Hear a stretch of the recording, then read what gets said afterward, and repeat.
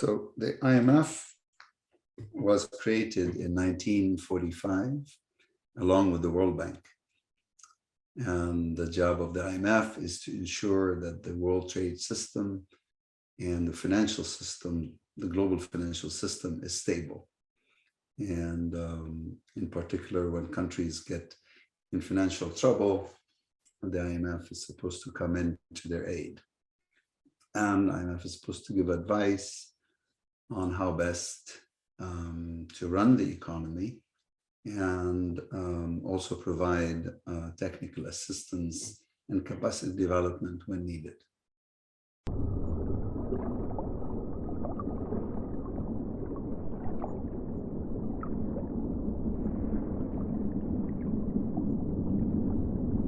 The current system does not protect the nature nor its natural resources.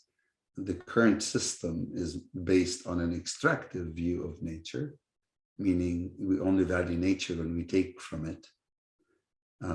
But the work that we're doing together with the Blue Boat Initiative is a new paradigm that changes the relationship between the economy and nature from an extractive one to a regenerative one, meaning we're looking after nature for its own sake and hoping to protect it, regenerate it, and grow it.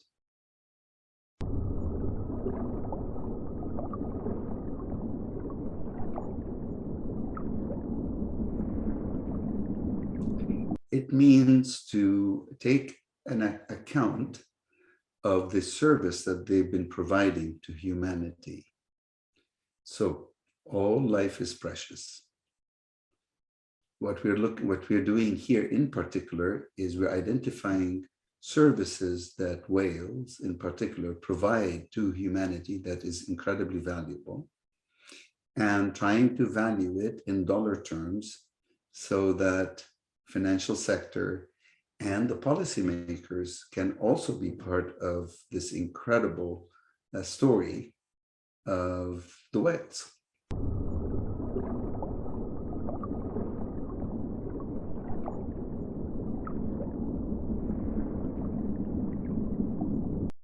Because once we are able to value their services of the whales in the language or in the language of finance, which is in dollars and cents, then we can do the typical things that we do in finance and in business, which is cost-benefit analysis, and realize how valuable they are to us, alive and well and thriving freely in the ocean.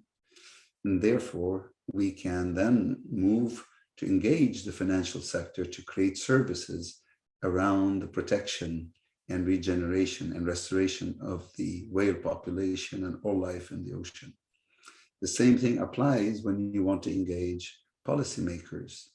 Policymakers have to make cost-benefit decisions, and by converting the benefits that whales provide to society in dollar terms, then the policymaker can also do her cost-benefit analysis and realize that a living and thriving whale is incredibly valuable to humanity in dollar terms.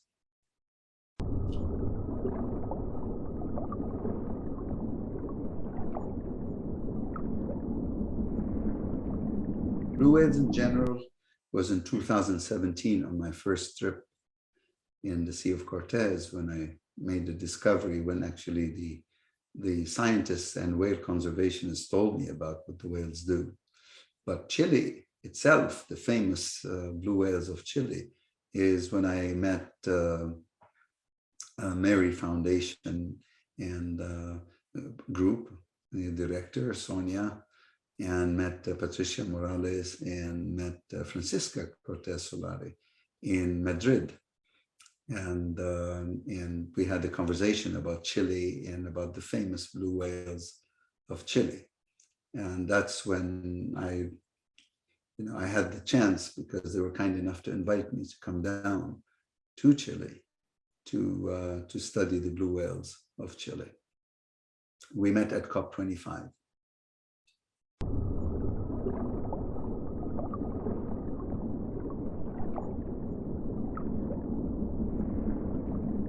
But so let's see what we have. We have the science, we have the valuation, we have this incredible technology that comes through the Blue Boat Initiative.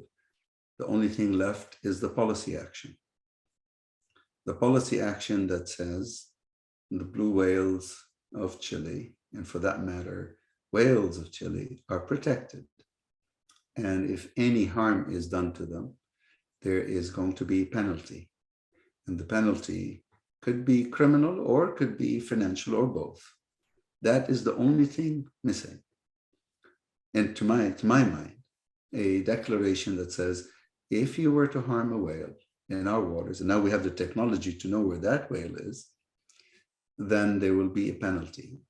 Once that is done, that means the authorities or the government would have recognized that the whales are an asset, a natural asset.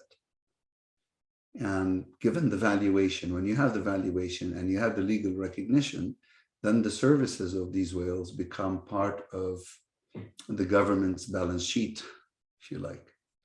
That converts it from a natural asset to a natural capital to a financial capital, not the whale itself, its services.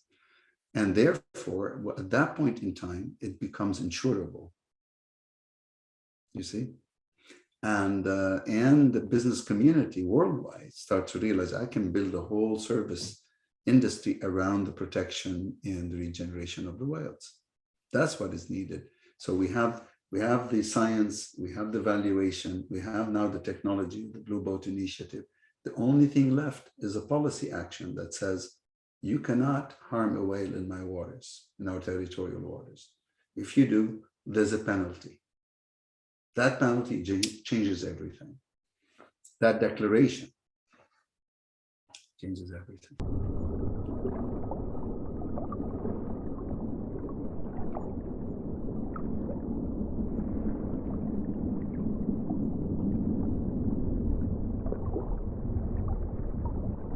The challenges is always, they're always there when you are the first to do anything. And this is the first project of its kind in the world. So it's a new territory. And as you start thinking, well, it's about technology, putting the technology to identify where the whales are. And pretty soon you realize you have so many hurdles, because first you have to identify which organizations ought to be involved and what are the roles of each organization. And then you have to get to a common understanding. And then you have to figure out how to work together. So conceptually is, yes, people can understand it, but how do you actually funnel all of this to the ground, on the ground, so that people know what they have to do? And then you have to execute it, right? It's one thing to say, okay, we're going to put these buoys in the water. Well, who's going to put them in the water? Who has the authority to put them in the water? How many people are going to say, okay, you can do so?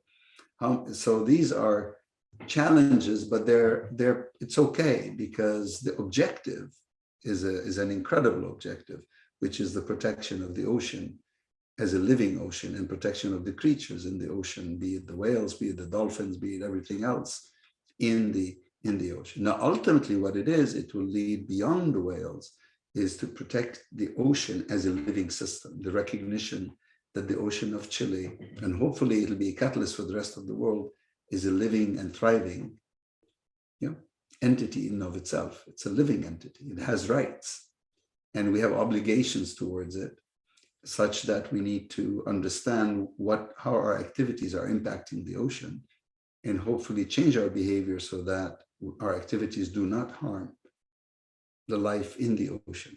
Ocean is not about water. It's about the life within it and the richness of that life that we so as humans depend on it, no matter where you are in the world.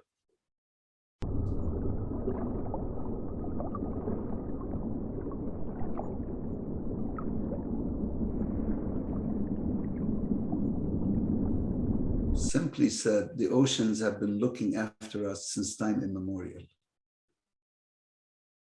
And it's time now for us to look after the ocean, just as it has been looking after us since before humanity came to existence, right? It created all the conditions for us to, after all, life started in the oceans, in the water.